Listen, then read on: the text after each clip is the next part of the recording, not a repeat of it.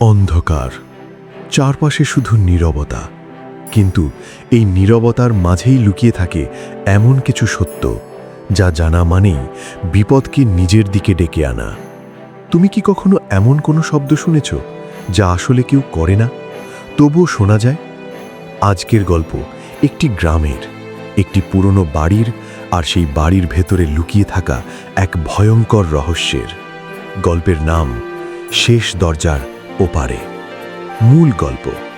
পশ্চিমবঙ্গের এক ছোট্ট গ্রাম, চাঁদপুর। গ্রামটা খুব শান্ত, কিন্তু এই শান্তির আড়ালে ছিল এক অদ্ভুত আতঙ্ক। গ্রামের শেষ প্রান্তে ছিল একটি পুরনো বাড়ি। লোকজন তাকে বলতো শেষ বাড়ি, কারণ সেই বাড়ির পর আর কোনো বাড়ি ছিল না। অনেক বছর আগে সেখানে থাকতেন অমরেশবাবু, একজন স্কুল শিক্ষক। শান্ত, ভদ্র, কিন্তু একটু রহস্যময় মানুষ ছিলেন তিনি। একদিন হঠাৎ করেই তিনি নিখোঁজ হয়ে যান। কেউ জানে না তিনি কোথায় গেলেন। কিন্তু সেই দিন থেকেই শুরু হয় অদ্ভুত সব ঘটনা।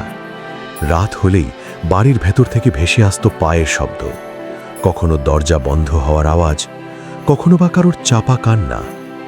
গ্রামের মানুষ সেই বাড়ির পাশ দিয়ে যাওয়াও বন্ধ করে দেয়। একদিন শহর থেকে আসে আরিফ, একজন ইউটিউবার। তার কাজই হলো রহস্যময় জায়গায় গিয়ে ভিডিও বানানো।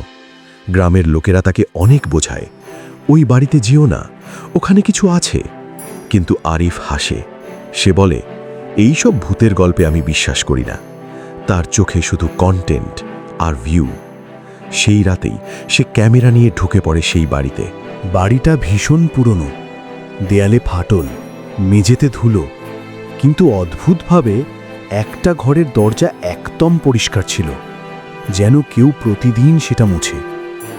আরিফ ক্যামেরা চালু করে বলে, বন্ধুরা, আমি এখন সেই শেষ বাড়ির ভেতরে, আর এই দরজাটা দেখছো, এটা একদম পরিষ্কার। সে ধীরে ধীরে দরজাটা ঠেলে খোলে। ভেতরে ঢুকেই সে থমকে যায়।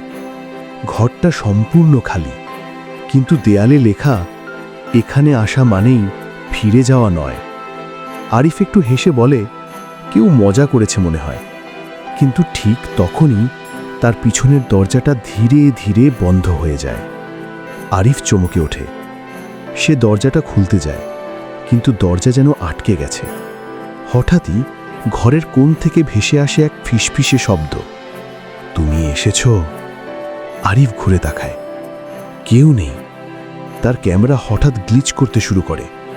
স্ক্রিনে এক মুহূর্তের জন্য দেখা যায় একজন মানুষ দাঁড়িয়ে আছে তার পিছনে, কিন্তু ঘুরে তাকালে কেউ নেই। আরিফের গায়ে কাঁটা দিয়ে ওঠে। সে দ্রুত দরজার দিকে এগোয়। হঠাৎ দেয়ালে লেখা বদলাতে শুরু করে, তুমি এখন আমাদের সাথে। ঘরের তাপমাত্রা হঠাৎ ঠান্ডা হয়ে যায়। আরিফ অনুভব করে কেউ যেন তার কাঁধে হাত রাখল। সে ধীরে ধীরে পিছনে তাকায় এবং দেখে একজন মানুষ, চোখ দুটো ফাঁকা, মুখে অদ্ভুত হাসি। সে বলে, আমি অমরেশ। আরিফ চিৎকার করে ওঠে। সে দৌড়ে দরজায় ধাক্কা দিতে থাকে, কিন্তু দরজা খুলছে না। অমরেশ ধীরে ধীরে এগিয়ে আসে। তুমি এসেছ, এখন তুমি আর ফিরতে পারবে না। হঠাৎ সব কিছু অন্ধকার হয়ে যায়। পরের দিন সকালে গ্রামের কিছু লোক সাহস করে বাড়ির সামনে যায়। তারা দেখে দরজা খোলা, কিন্তু ভেতরে কেউ নেই। শুধু মেঝেতে পড়ে আছে একটা ক্যামেরা। তারা ক্যামেরাটা চালু করে। শেষ ফুটেজে দেখা যায় আরিফ চিৎকার করছে, আর তার পিছনে দাঁড়িয়ে আছে অমরেশ, আর তার সাথে আরও অনেক ছায়া।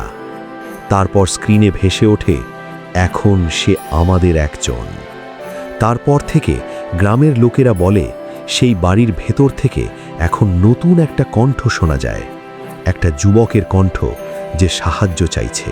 তাহলে বন্ধুরা, তুমি কি কখনো এমন কোনো জায়গায় গেছো যেখানে যাওয়ার পর মনে হয়েছে ফিরে আসাটা হয়তো সম্ভব না? এই পৃথিবীতে অনেক কিছু আছে যা আমরা চোখে দেখি না, কিন্তু তারা আমাদের দেখে। আর যদি কখনো কোনো পুরনো দরজা তোমাকে ডাকতে থাকে, তাহলে মনে রেখো, সব দরজা খোলা উচিত নয়। তাহলে বন্ধুরা, গল্পটা কেমন লাগলো যদি ভালো লাগে তাহলে ভিডিওটাকে একটা লাইক দাও আর এমন রহস্যময় গল্প শুনতে সাবস্ক্রাইব করো।